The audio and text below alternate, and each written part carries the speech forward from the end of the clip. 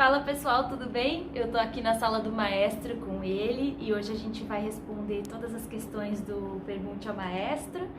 E dessa vez, como a gente está recebendo cada vez mais perguntas e os vídeos estão ficando cada vez maiores, a gente vai fazer um vídeo único e postar no IGTV e no nosso canal do YouTube. Então, comenta aí embaixo o que vocês estão achando dessa série de vídeos, do maestro respondendo as perguntas de vocês, o que vocês acham desse novo formato. Interaja aí um pouco com a gente pra gente entender o que vocês estão esperando, tá bom? E vamos lá! Hashtag Pergunte ao Maestro. E maestro, e aí, tudo bem? Tudo bem. Pronto pra responder as perguntas dessa vez? Sim. Vamos lá então. Não tô nem sabendo nada. Na surpresa, hein? Na surpresa, vai. O que devo perceber no cover belting nas vozes masculinas e femininas? Qual o equilíbrio? Qual o equilíbrio? Não sei muito bem o que ele quis perguntar. O que devo perceber num cover belting é a cobertura, isso sim. O cover belting tem uma cobertura maior do que o pure belting. Então, se eu conseguir abaixar mais a laringe e ter uma cobertura interessante, eu posso metalizar a voz e ela parecer pure belting, mas ela vai estar muito mais confortável. O equilíbrio de TICT é muito grande, certo? Então é uma das vozes que tem mais equilíbrio entre o músculo alongador e o músculo encurtador. Legal. A próxima pergunta, maestro, é possível uma mezzo-soprano evoluir para soprano? Evoluir é uma palavra ruim, porque a pessoa não evolui, o soprano não é melhor do que uma mezzo-soprano, né? O que pode acontecer são duas coisas. Uma é você trocar de Fá de mezzo-soprano para soprano porque você nunca foi mezzo-soprano. Você sempre foi soprano, só que você não tinha acesso aos seus agudos, então você não sabia como funcionava. Essa é uma possibilidade.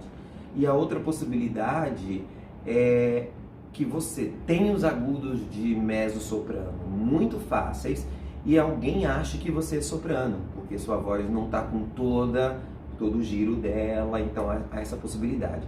Classificação vocal, escolha de Fá é uma das coisas mais difíceis de se fazer.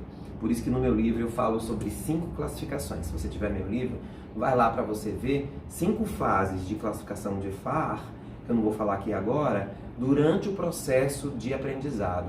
Então tem que fazer essas verificações de vez em quando para ver a evolução do meu aluno e aí o próprio aluno vai fazer a última. Ele vai dizer, eu me sinto bem como mezzo-soprano coloratura, por exemplo. Entende? Certo. Mas... quais as diferenças entre o belting contemporâneo e o speech level singing? Nossa, é muito difícil falar sobre isso porque eu não sou especialista em speech level singing. Eu conheço a técnica, mas eu não sou especialista. São visões diferentes da voz falada no teatro e no pop. As duas técnicas pregam uma voz mais falada no pop e no teatro musical, mas a abordagem é bem diferente. A abordagem do Seth Fricks é uma, a minha é outra. Podem até chegar no mesmo lugar, de repente, mas eu acho que o belting contemporâneo tem uma abordagem um pouco mais muscular do que sonora. E então a própria percepção no belting contemporâneo é muito necessária. Sentir onde você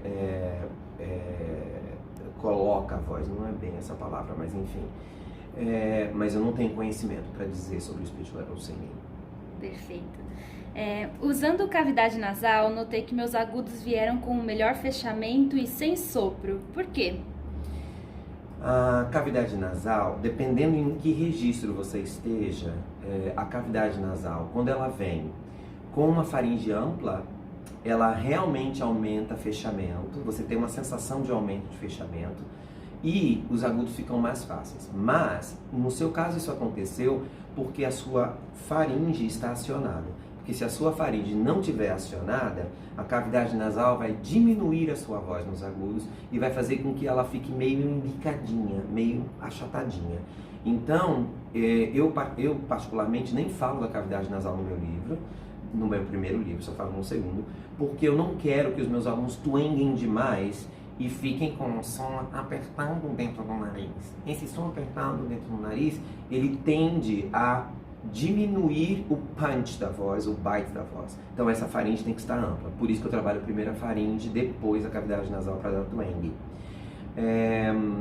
Então, resumindo, se a cavidade faríngea estiver acionada e você usar a cavidade nasal, vai melhorar o seu fechamento, vai melhorar a sensação de conforto nos agudos, vai ser incrível.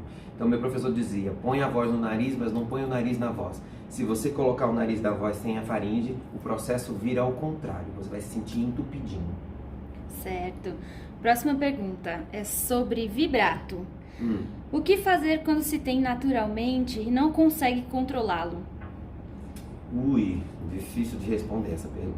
Depende do vibrato. Se está naturalmente, mas está num rate que a gente chama, colocado num rate legal, o James Stark fala no livro dele que o vibrato deve ter um rate. Se entre essa faixa de rate, essa pessoa que tem o vibrato, está dentro dessa faixa de rate, não está num vibrato rápido demais, que ele chama de caprino, e eu também, ou lento demais, que a gente chama de wobble, se está dentro desse rate, não temos que nos preocupar, só precisamos aprender a fazer straight tones, porque no pop e no teatro musical a gente não tem vibrato contínuo, precisa aprender a fazer straight.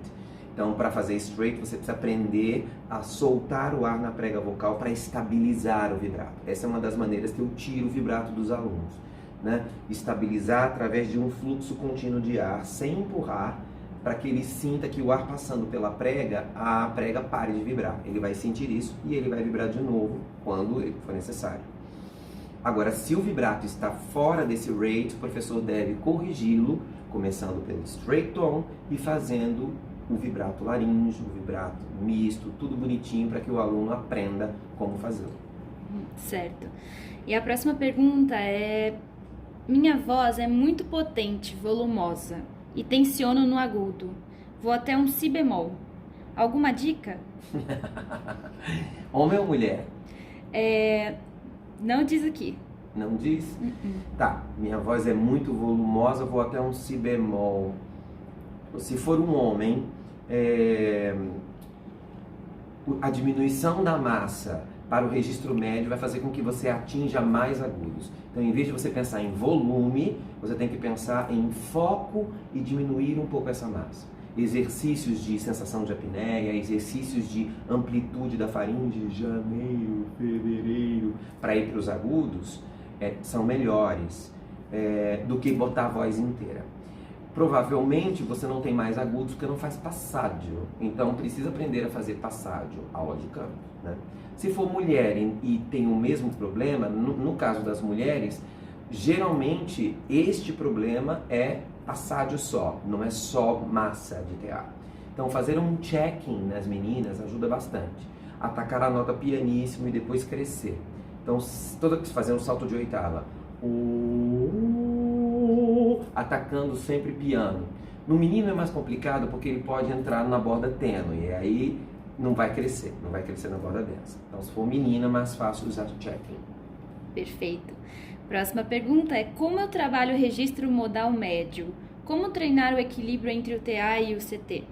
O TA é um músculo potente e encurtador. O CT é um músculo mais frágil, mas bem resistente. A combinação dos dois gera um belting equilibrado. Você está certo em querer juntar os dois. Como eu junto um músculo que encurta com o que alonga? O que encurta é muito forte, então esse músculo que encurta precisa perder um pouco de sua força para que o alongador alongue, porque senão o alongador fica tentando alongar e não consegue. Então eu fico com uma nota e quando eu alongo de uma vez. Esse alongamento de uma vez é que não proporciona um registro médio. Então eu estou num registro denso, e tento alongar, não consigo, eu alongo de uma vez. E aí fica fraco. O registro médio, então, seria legal que eu fizesse o quê? Diminuísse essa massa para que eu consiga fazer isso.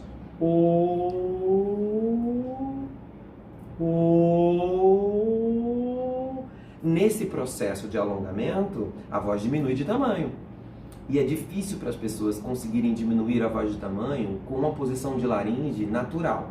essa laringe tem que estar um pouquinho mais baixa. Então, a melhor coisa para você trabalhar registro médio, se você tem Mindvox é melhor ainda, põe o teu Mindvox e faz os exercícios, por exemplo, de janeiro, fevereiro, mudando o tom vocal para o agudo. Janeiro, fevereiro, março, abril. Você percebe que o meu volume não aumenta. Se a pessoa está com uma massa muito grande, ela vai fazer janeiro, fevereiro, março, abril. Cada vez que ele sobe, a massa aumenta. Se ele não está, janeiro, fevereiro, março, abril. Está tudo igual, ele já está alongando. Então esse registro vai ser médio. Legal. O estudo de belting pode interferir negativamente no estudo do canto lírico? Por quê? De jeito nenhum. Na verdade, esse é um grande tabu entre os professores de canto lírico. Se você estuda belting, então não faz lírico. Na verdade, o que acontece é o seguinte. Até a Jan Sullivan fala no livro dela que ela corrige falhas vocais de cantores líricos com belting. O livro dela chama-se The Phenomenon of the Belting Voice. É uma cantora crossover que era lírica e dava aula de belting também. Um erro, porque o que pode atrapalhar você no desenvolvimento do canto lírico é uma técnica ruim. Não interessa se ela é lírica ou belting. Uma técnica ruim, a ausência de conhecimento, a ausência de cultura, isso vai atrapalhar bastante. Agora, o que eu não aconselho é você fazer trabalhos musculares antagônicos juntos. Então, o professor de belting e o professor de lírico tem que estar em sintonia. Então, nós temos aqui no estúdio uma professora de lírico, que é a Luísa Francesconi, mas ela é capacitada em belting contemporâneo. Então, se ela pega um belter meu, ela vai saber como trabalhar para não estar trabalhando muito ao contrário do que o cara já sabe fazer. Agora, pensa, se é uma soprano belter, ela vai descer a borda e vai cantar no centro da voz dela com borda densa. Uma cantora lírica não vai fazer isso. Então, é melhor que ela fique um tempo decorando isso, já sei fazer, agora vou no lírico e faça, e não simultaneamente. Não que vai fazer mal, mas ela vai ficar perdida. Peraí, eu faço o Mi de borda densa ou faço o Mi de borda tênue? Depende. Você está no lírico, está cantando Mi, não vai ser de borda densa. Mas se você está cantando Elphaba, vai. Então, eu acho que é mais um problema de se perder. Então, o que eu faço com os meus alunos? Eu escolho uma das técnicas, ou ele escolhe uma das técnicas para começar, para ele ficar firme. Quando ele está firme naquilo, que ele está sabendo o que ele está fazendo, aí eu transito e faço o crossover e vou para outro lugar. E eu nunca dou na mesma aula belting e lírico, porque se o músculo é alongador e está deixando a soprano muito aguda, quando ela for descer para o belting, ela vai ter que solicitar o encurtador. E aí pode ser uma coisa que ela demore a fazer. Então, eu nunca faço na mesma aula, sempre em aulas alternadas ou sessões alternadas. Um mês de aula de belting, de repente lírico. Agora, muito importante. Posso cantar belting, posso cantar lírico na minha carreira simultaneamente? Não. Não, porque você não vai cantar um musical num mês e uma ópera no outro. Você não pode fazer isso. Por quê? Porque são trabalhos antagônicos. Uma coisa é você fazer vocalizes e aprender uma música. Outra coisa é você cantar um musical 7 vezes por semana e depois fazer uma ópera. Se é uma soprano que vai fazer uma Micaela, por exemplo, e ela está fazendo no musical um papel grave de belting, para voltar a alongar, ela precisa de um tempo. Então, não pode ser simultâneo. Então, eu sempre digo para os meus alunos, escolha. Você pode fazer cross, você pode ir para um lado para o outro, mas escolha qual é a sua carreira, para você poder manter aquilo como sendo o cerne da sua voz. Ok. Maestro, fala um pouco de ensino do belting para crianças. O approach é o mesmo? As crianças têm uma facilidade, o TA é muito menor. Então, quando eu vou ensinar uma criança a beltar, ela belta com muita facilidade, porque ela não tem o peso de um TA de um adulto. O grande problema da criança, ao meu ver, é que como a criança belta fácil, ela vai colocar twang fácil, ela vai conseguir até faringe fácil. Quando ela entra na muda vocal, ela entra numa fase um pouco depressiva, tanto meninas quanto meninos. Não achem que as meninas não têm muda vocal, elas têm muda vocal. E nas belters, essa muda vocal é muito aparente, porque na fala não aparece, mas no canto aparece. Especialmente nos registros agudos, na voz de cabeça. Então, eles entram num processo muito de depressão. Poxa, eu cantava tão bem, eu tinha um agudo gigante, era incrível, e agora eu não consigo mais. Então eles ficam deprimidos, ficam tristinhos. Eu acho que o approach do professor para o de Belting contemporâneo é, primeiro, se certificar que a tessitura que ele está trabalhando não está fora da tessitura de uma criança. Então não vai fazer a menina cantar Fantine, né? Cantar músicas que sejam de tessitura de criança, para não forçar aquela tessitura demasiadamente.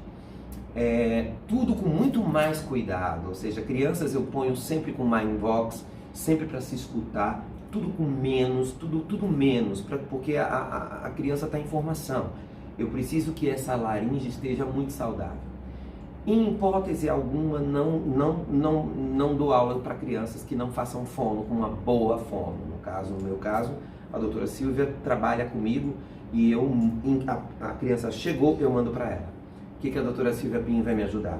Vai me ajudar a manter a saúde vocal da criança na fala dela, que é onde elas mais gritam no colégio, tem esses problemas todos. É muito normal crianças terem nódulo, então ela vai me ajudar nisso e ela vai me ajudar também na muda vocal dessa criança. Quando ela começar a mudar, se ela já vem fazendo fono e ela já tem forças musculares, isometrias musculares, ela vai passar muito melhor por essa muda. Então, muito importante, professores de Belting que estejam com crianças têm que encaminhar para uma boa fono, que consiga, especialista em voz cantada, que consiga trabalhar tanto a fala quanto o canto dessa criança. Perfeito. E a nossa última pergunta de hoje é: quanto tempo demora a construção do tônus muscular vocal? Complicado isso, né? Quanto tempo demora para a construção do tônus muscular vocal? Eu vou responder com outra pergunta. Quanto tempo leva para o seu bíceps crescer? Cada pessoa vai de um tempo, né? Se eu for na academia tentar malhar aqui o meu bíceps, eu acho que eu vou demorar um pouquinho. Mas eu tenho uma memória muscular, sabe? Eu já fui saradinho, então eu tenho uma memória muscular. Se eu começar a trabalhar meu bíceps, ele volta logo. Ele logo incha, cresce. Então isso é um exemplo muscular. Mas quem nunca malhou, vai começar? Demora. Se o cara é saradão, ele sai da academia com o bíceps maior do que quando ele entrou no dia. Então depende de várias coisas. Do seu genótipo, depende da sua facilidade muscular, depende do quanto você estuda, depende de conhecimento, ou seja, como eu faço esse exercício. Se eu vou fazer um exercício de bíceps e eu trabalho a coluna, não vai funcionar nada, né? Não vai crescer meu bíceps. A mesma coisa acontece com o tônus muscular na voz. Eu quero ter tônus para cantar uma nota e eu não consigo aquele tônus. Aí eu empurro meu ar. Esse ar não vai me ajudar em nada, pelo contrário, vai quebrar a nota mais ainda. Então eu acho que eu estou ganhando tônus. Aí um professor pode dizer, sabe por que você não canta essa nota? Porque você não tem força muscular. Aí força não é uma palavra boa, porque aí o cara faz mais força e a voz fadiga mais e ele quebra mais. Então é muito difícil te dizer com certeza quanto tempo isso vai durar. O mais importante que você tem que se preocupar não é com quanto tempo vai durar, e sim como você está construindo esse tônus. Se você está construindo um tônus baseado numa voz confortável, uma voz que nunca fadiga, ou fadiga muito pouco, isso vai ficar em você. O mais importante é ficar com o tônus. Eu tenho alunos que eu mando fazer a abertura, a expansão da faringe, e eles fazem imediatamente, porque eles já têm facilidade muscular para aquilo. E tem alunos que demoram 3 aulas para fazer aquilo. Então, é uma pergunta que não tem como responder muito precisamente. Perfeito, maestro. Então, por isso, hoje nós terminamos. Por hoje é só, aliás. E, pessoal, continuem mandando suas perguntas no hashtag Pergunte ao Maestro. Nos deem feedback do que vocês estão achando dos vídeos. E é isso, né, maestro? Isso, então a gente se vê, a gente está tentando ver se a gente consegue fazer uma vez por semana. Se tiver muita pergunta, talvez eu consiga dividir em 2, tá? A gente se vê. Beijão!